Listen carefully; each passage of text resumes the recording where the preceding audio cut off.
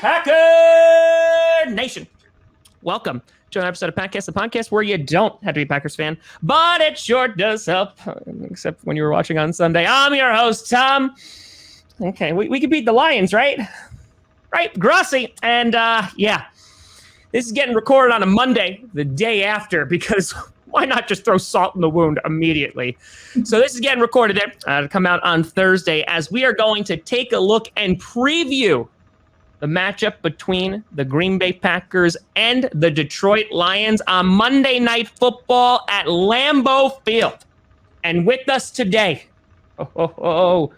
we got a legend as a member of the Grossi Posse. A legend.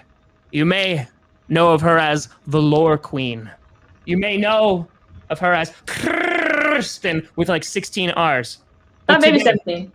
Oh, 17? That's my bad. That's on me. I'll edit it out. But today, she is representing the Detroit Lions fan base. Yes, there's a few of them out there. Ladies and gentlemen, Kirsten coming on the show. Kirsten, thanks for joining. That just might be the best intro I have ever heard in my entire life. I aim to please. And I'm glad that I could provide that. Thanks so much for coming on. It's the Lore Queen. This is exciting stuff here. This is exciting stuff. You know, we had Jim B as a Lions fan on here. Yep. And so now we're moving across the moderator world. And you were just like, listen, we got to talk about the Detroit Lions. And the dumpster fire that is us recently. I mean, thank you for having me. I'm so excited. Listen, you scored touchdowns. And you didn't. That made me so happy. We did not score touchdowns. And I don't want to use like really strong words like hope or optimism, but I mean, there are a lot of changes going on with the Detroit Lions as of late. Got new head coach, new QB for the next 5 seconds, new kicker. You got new at least kind of sort of new owner, even though it's part of the same family, right? But technically kind of what have you. So you had a tumultuous offseason, let's say. And I guess we'll start with the biggest news from the offseason, and that was beloved quarterback Matthew Stafford departing to the LA Rams, in which you got a pretty good compensation with that. He's got a whole bunch of draft picks and what have you. So I'm curious of your thoughts, because I feel like it depends on who I talk to as a Lions fan. Some were like, yes, it was time for him to go. Some are just like, I didn't want to see him go, but I'm happy for him. And then the other ones are like, no, I wanted to keep him at all costs. Where are you along that spectrum?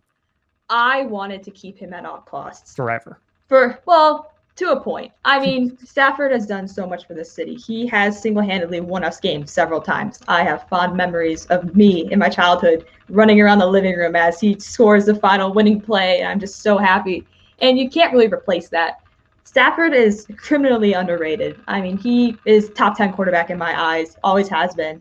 And I think he proved last night that he will be a top 10 quarterback in the Rams, because having a career passer rating, like career best with a new team, first go. Yeah, that stings. That was fun. But I wanted to keep Stafford just because he's in his prime. He can do it all still. But he did have like some downsides. I mean, people call him Stat Padford because there's a lot of garbage time stats in that. And I'm not afraid to admit that.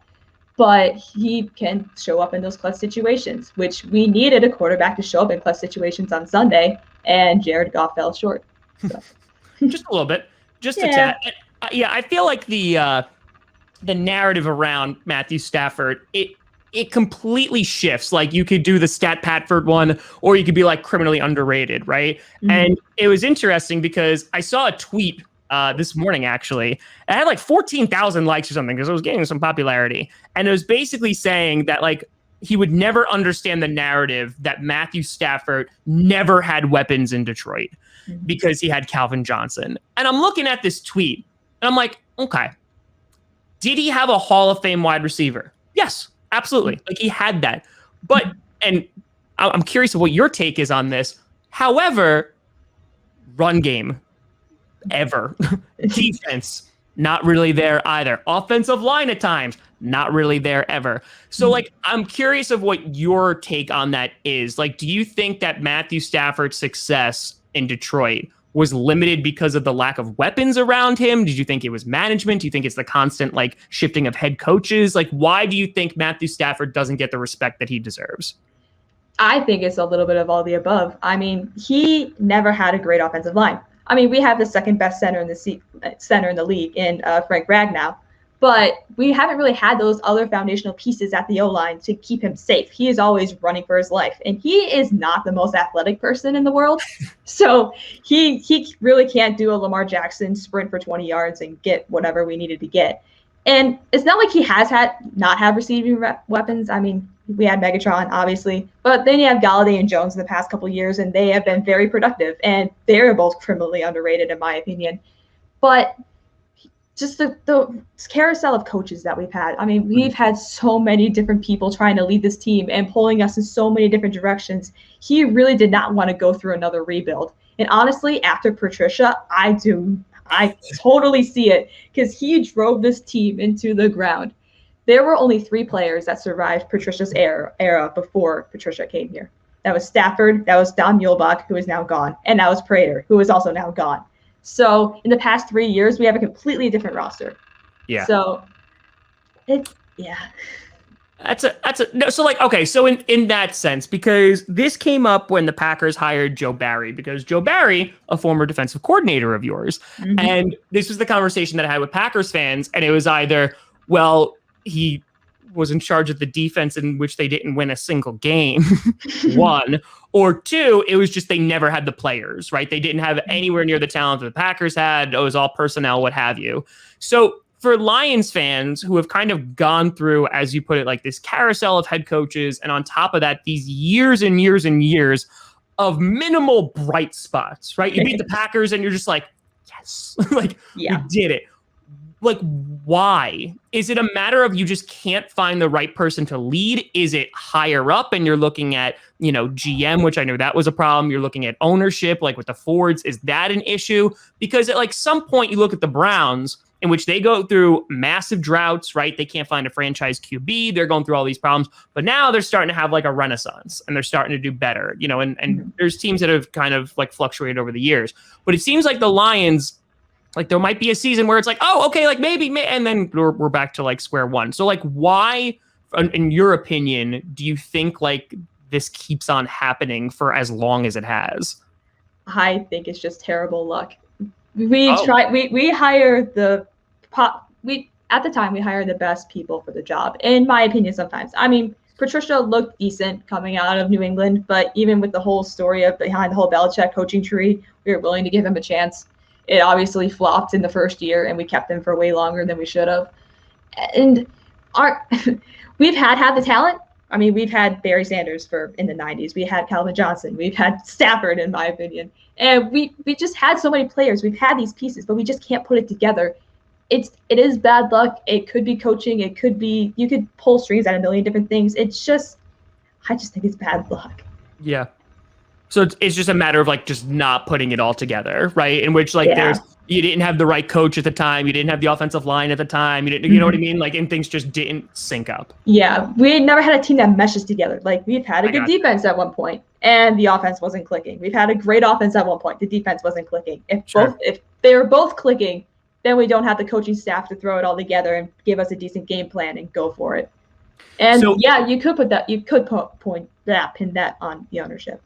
Yeah, no, I agree with that. And so, like, you're sitting here now, right, and you watch Matthew Stafford tear up the Chicago Bears on Sunday Night Football, which was glorious. Yes. You watch that happen. How are you feeling? Is it like one of those things that's like, I'm happy for you? Like, or is it like this bittersweet kind of like, I mean, to be fair, I was wearing my Stafford jersey while game was happening, so I was extremely happy for him. Okay. So, like, you want to see him do well on the Rams? I do want to see him do well on the Rams, but I want the Rams to be somewhat bad so we can get good draft picks from him. Oh, that's a good call. A good call. So it's like, listen, spread your wings and fly, do well, but not too well. Exactly. Not too well. Go get the MVP. Break all the records. Go be the best quarterback there ever was. But please help us in a little bit. Not right now, though. Not right now, though. You got a couple years for that. Yeah. You can still rock and roll with that. Yeah. And I mean, you compare it, you mentioned it before, you compare it to like Jared Goff, right? In which you look at the first half of that game against the 49ers. And to be fair, like the 49ers, they have a good defense, right? Yes. But, and you guys were like, I think in the Pick'em League, it was like 99% that the people picked the 49ers to win. So, like, you look at that and you look at Jared Goff. For you, like, what does Jared Goff represent? Is he kind of like that stopgap between like the next franchise QB that you're eventually going to draft? Is he a guy that you're like willing to kind of test out and see how it goes? Like, what are your feelings on Jared Goff? Since we have the GM who basically drafted Jared Goff and Brad Holmes, I think Goff is the guy just to sit there and see how he works out. We can build everything else around Goff at the moment, but I mean, we also restructured his contract. He didn't have guaranteed money 2 years afterwards, like in his deal. Yeah. But then we restructured him, so now he's guaranteed money for 4 years. So seeing that, the franchise is kind of committed to Goff for a while, and I'm okay with that. Let's build up the rest of the team. Let's invest in the trenches like we did in the last draft. Yeah. Let's go get those weapons. Let's develop this young secondary that we have, and hopefully they can become a decent unit. And then we can throw in a quarterback in there, whether that be in the draft or in free agency, and just see what happens, because that's really a route that the franchise in itself hasn't really tried out yet. So let's try everything, and maybe this one will actually stick. Yeah, I mean, because you've had, high draft picks, obviously, in the past few years. And, I know you and I have talked about, like, Okudah, for example, right? And you talk about, like, the bad luck thing. I mean, that's a perfect example of it, right? Yep. Okudah is number 3 overall, right? He was number 3. Yep. And, it was him and Isaiah Simmons, and, it could have gone either way. But, like, Okudah was supposed to be, like, that surefire, like, can't fail, like, corner. And he struggled. He struggled last season, and unfortunately, his season has already come to an end. And he didn't really look too good yesterday. And I know that you are an Okudah stan and are willing to not say he's a bust just yet. Right. He has had terrible luck. I mean, he's had the worst coaching staff that we've had since the 0-16 season. Our defense was actually statistically worse than the 0-8 season last year. So, and that's with Okudah. He has had, and obviously quarterback is the toughest position to transition between the college and the NFL. And having the worst coaching staff possibly ever trying to like teach him how to play in the NFL is not a good look. He has worked so hard in this past offseason. We have Aubrey Pleasant, who has basically been mentoring him since he was a youngin'. And he's been working with him so much during camps. And he's been working so hard. He has the strongest work ethic, according to our beat writers. And just to see this happen to him in the game is just so heartbreaking because I know he can be good. He has shown those flashes all throughout last season and in this game. Yes, he let a guy blow by him, but we're not going to talk about that. But he does have the potential to be worthy of that number 3 overall pick, but now we just have to wait another year. And all the critics are going to be booing and saying that he's a bust already, but we have to wait 3 to 5 years. That's what we've always said. So let's see him in year 3, but it's not looking good at the moment. Yeah, and I mean that clip went viral yesterday of like the coach screaming at him, right? And like, but they also didn't show like he also at the end like embraced him and like things like that. Yep. And I feel like over the years, as I've talked to a ton of Lions fans, I feel like there 100% is like a media bias against the Lions because like 1 million, like it once you notice it, like it becomes really, really evident because it's a very rarely talked about franchise. The Lions are like often like crapped on and like not really focused on at all. And I feel like when you have something like that, you're like, oh, the Lions are bad again. Look at them. And it's kind of like just like fitting that narrative. Mm-hmm. As a fan, like how is there like a huge difference between like the beat writers you mentioned, the people who actually cover the team, and like the national media every time they decide to actually focus on the Lions? Like, is there like a huge difference between those two things? Most definitely. Our beat writers have been high on Stafford since the end of time. And it's funny it's on Stafford throughout the whole season because last year he was ranked out of the top 10 in QBs everywhere because he's on the Lions. All of a sudden, you put him on the Rams after a down year last year, and all of a sudden he's the best quarterback that ever was. I mean, there is a bias out there. I do believe that. It's the whole Detroit versus everybody narrative that some people always run with. It's not as bad as some people think, but it's you definitely see it there. And as a fan, it's so heartbreaking just to see that we have talent on this team and they're being crapped on 24/7. And it's wearing on the players, it's wearing on the fans, it's wearing on the city as a general. Yeah. So, yeah. Well, in talking about like actually getting some like news coverage and stuff, there was a lot of coverage coming out during this offseason, not just because of the Matthew Stafford trade, but because of your new head coach hiring in Dan Campbell, who it's now infamous talking about biting kneecaps. And like he is just like, I know he's mentioned on the Pat McAfee show a lot.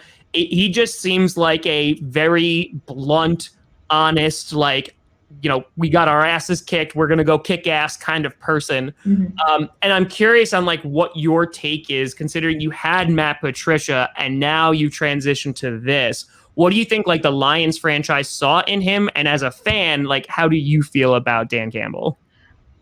I think the franchise saw energy in him. We never had that energy and that fire with Patricia. I mean, he was riding around on an ATV during practice.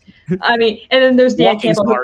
And then there's Dan Campbell who's doing up downs with the defense. Yeah. I mean, Dan Campbell was a player. He was on the 08 Lions. He knows what it's like to be beat down and having their own kneecaps bitten off, per se. But that quote was blown out of the water in some regards, and I don't think that Campbell should be defined by that single quote. He is a guy who really cares about his players and really wants his team to succeed. And by that quote just being blown out of proportion, it's just kind of disheartening in some ways because there's a lot of people who took it in the negative context. And he's not a coach that wants another player to go get hurt. Like some people are like, oh, biting kneecaps. Oh, we're going to be the next bounty or the next bounty gate or whatever. No, that's not happening. Dan Campbell is such a stark contrast from Patricia, and I think that's also what the franchise wanted. We just wanted something that was completely different. And this might just work because I have never rooted for a coach so hard in my life, and we're only one game in. I mean, he brings a whole fire to the sideline in general. I mean, this team did not give up on Sunday. And with Patricia, I mean, we always ran out of gas during halftime. He brings so much energy to the squad, and I'm just very excited to see what he does with it. And it's something different. We're trying something different. I mean, let's just give it a chance. Yeah, I mean, throw some darts at the board, right? And see if anything sticks. And to talk about the 49ers game, you coming into that game heavily underdogs, to say the least. And the first half, I was like, oh, this is gonna be rough. But then you started to see, you know, around the fourth quarter, there is a little bit of a resurgence. Now, you know, there's already people who are saying like, well, it's garbage time. It really doesn't matter kind of thing. Did you see it as it's just garbage time, or did you see it as like there actually was like a resurgence that was coming from this offense and this defense to actually kind of keep the 49ers at bay and start putting points on the board? Most definitely. During the first half, I was like, oh, it's like the same old Lions in a way. But we did hold it close until like 3 minutes before the half ended, because that's when we let up a touchdown, we let up a pick six, and we let up a field goal. That's 17 points against us within 3 minutes. And probably what's the most crucial time in the game. So we came into the third half down by whatever we were down by. And it was just bad in the third quarter. And like, I lost the hope. It's like, oh, yay, game over, whatever. Let's move on to next week. But in the fourth quarter, we did see the resurgence from the offense and defense, not because the Niners let off the pedal quite yet, because there were still starters on the field and not many people were hurt. I'm sorry. But I did see a resurgence in the offense. Goff started playing a lot better. I mean, yes, TJ Hawkinson was a magnet from Goff. I mean, he was just throwing all in the Hawkinson. He was catching everything. It was lovely. The offense did come alive. I mean, Goff started throwing the ball down the field, which is something he needs to keep doing, not just in garbage time, but just keep doing that, please. And yes, our running game sped up in the second half, and our defense did make a couple stops. I mean, we got a fumble with only a few minutes left in the fourth. That put us in good position to possibly tie that game. Did I think we were ever going to go into overtime? No, because we're the Lions. But we did have a shot, and we did have that fire to keep us going through the fourth quarter. And yeah, I get it. I mean, you talk about the Detroit Lions, and you see a team like I'm going to talk basketball for a hot second, as I'm such an expert in that field. So you have like the Milwaukee Bucks, who go like 50 years without winning a championship. And like you look at the Browns, who were bad for such a long time. And like as soon as they won a game after like a year and a half, they got free Bud Light, right? Which again is a punishment, but to each their own.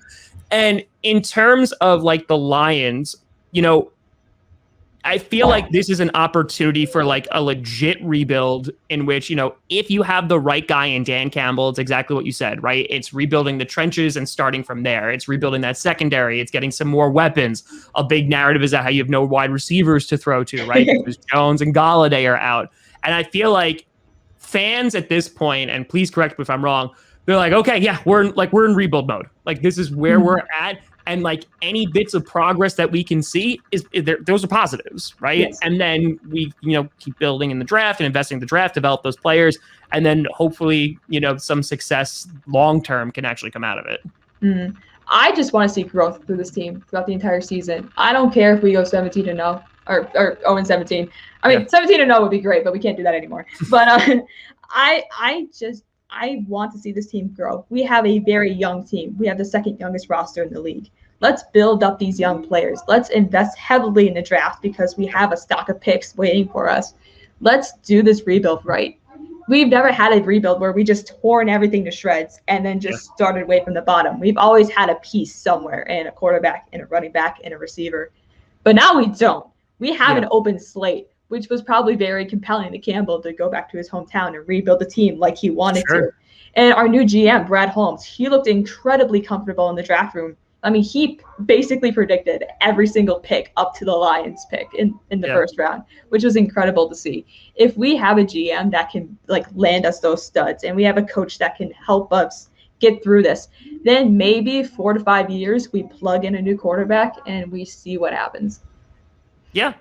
No, I don't see why not. Yeah, me neither. Yeah. I mean, it's just hopefully the management and leadership and what have you, like they're the right people to do the job. And, as long as things go well, maybe you find some long-term success. Mm-hmm. And in speaking about like this season, a lot of people coming in on like crapping on the Lions, saying that they're going to probably be vying for like the number 1 pick overall, which by the way, I said was not the case. I said the Texans were probably gonna be it, but after yesterday, it might look like the Jaguars are.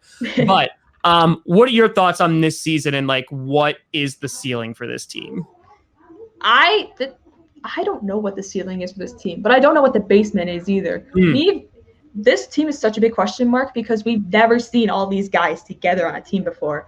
We don't have any relevant statistics from this team whatsoever. This team hasn't played a single snap together except for yesterday. So we're only going off of one game. But I do think 7 wins is probably our ceiling. I mean, if we get 7 wins, yay, we got 7 wins. But no, we got a lower draft pick. I mean, there's just going to be people on both ends of that spectrum in general. I think our floor is like 2 wins, maybe. Okay. I mean, there's always a chance for us to go 0-17 because we have done it before. But that probably won't happen. Probably. Yeah. Watch me eat my words. Watch. The 2 wins will be against the Packers because that'll be my life. But that'd be great. It's fine. Of course it would. And speaking of focusing on Monday night, so the Packers came out and let's set this context. First of all, no one in the NFC North won. All right, let's just get that out of the way. We have the best offense in the North. Just points scored, by the way. So yeah, that's sad. Yeah. And in terms of what you're looking at, you had the 49ers, right? You guys had that little resurgence, put some points on the board, et cetera, except like put up a fight in the fourth quarter against a very good 49ers team. Mm-hmm. The Vikings lost to the Bengals. Kitty goes meow. Yeah. And and then the Bears got their butts kicked by the Rams. Yeah. So the Packers got absolutely demolished and destroyed and didn't score a single touchdown. And the only points they put up was from one Mason Crosby. It got so bad they put Jordan Love in. So all of a sudden, a game that a lot of people were already looking past because following the Lions, we have the 49ers and then we have the Steelers. So those are some rough games ahead. And so now all of a sudden there's a lot of pressure because if we lose to the Detroit Lions, we start 0-2 and we're about to go into a very difficult 2-game stretch without David Bakhtiari. Mm-hmm. So I'm curious as to how you feel about this game, because if you asked me 2 days ago, I would have felt really confident. But now it's not that I'm not confident. It's just like maybe taking a shot or two. So I'm curious of like what you're looking at for this game. You know, how confident are you? Because the Lions, listen, as you know, there's some games that either one, you'll just win, or two, it'll just take until the very last second for us to win with some field goals. So, or Hail Mary. But I'm curious, like, I had to get one in there. I had to get the one in there. Yeah, but like, what do you see going down Monday night, Lambeau Field, home opener, Lions Packers? If you were to interview me 2 days ago, I would have walked in here and said we had virtually no chance because we had a rebuilding team, and you guys went to the NFC Championship last year and lost. But we're not going to talk about that. But now I do see that I now do see that little glimmer of hope that maybe somehow we can pull a little magic out of our butts and figure out how to beat that, you guys. I mean, your guys' secondary didn't look great. Nothing looked great from you guys. But if we can just pull together and play like we did in that fourth quarter, using Jamal Williams and the run game, obviously. I had to bring it up. I had to. I do think that we do have a shot to beat you guys, but I will not say that we are going to fully and blow you guys out because I do not think that's going to happen. I think Aaron Rodgers is going to have a day because of our depleted secondary. And with Okudah missing, that's even worse. With our D-line not doing anything, it's even worse. So, yeah, Jay Swag Dad. I mean, he crushed it. He did. He did. I'm so happy for Jamal Williams. I just wish him nothing but all the success in the world. And like, he's just such an amazing human being. Like his personality is so infectious. And every single time I saw him like doing a press conference or making the beat writers do like rock, paper, scissors to like he was going to answer a question. I mean, like, come on. This city has fallen in love with him. I mean, there are so many Jamal Williams jerseys that are already out there. I see people wearing them already. And he was playing catch with the fans before the game yesterday. He was just throwing these balls to the kids in the stands, and that was just so great to see. I mean, we have these people on the team now that have our like big personalities. We never really had that with Patricia. We have a new energy in the locker room, and we've never really had that in a while. And our running game with Jamal Williams and DeAndre Swift, who did not murder anybody, that running game could be one of the best in the league if we do give them the chance. I mean, our O-line is significantly improved from last season with Sewell. Yeah. So they do have the chance to do some damage. I mean, we couldn't stop the run game on Sunday, so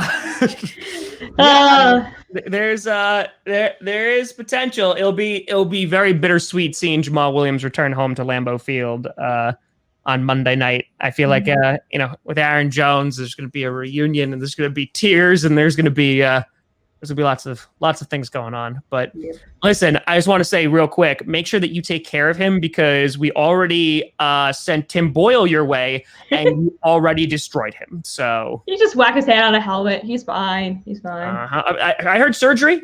Surgery was a thing that was happening, and you know what?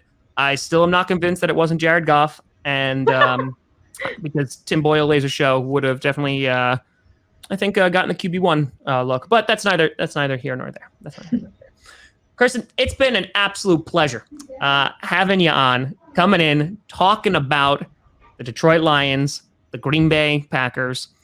The Lions, I always have like this weird relationship with the Lions because, they can kick our ass. They've done it before. We have like sometimes these down to the wire games, but like I can't hate them. I mean, you can hate us, and I know that a lot of the fan base does, and that's okay. That's totally fine. I accept that. But at the same time, like, we hate the Vikings and the Bears so much more, especially the Vikings. But I look forward to our rivalry getting renewed. I know that many are looking forward to Aaron Rodgers no longer being in this division. Please get him out, please.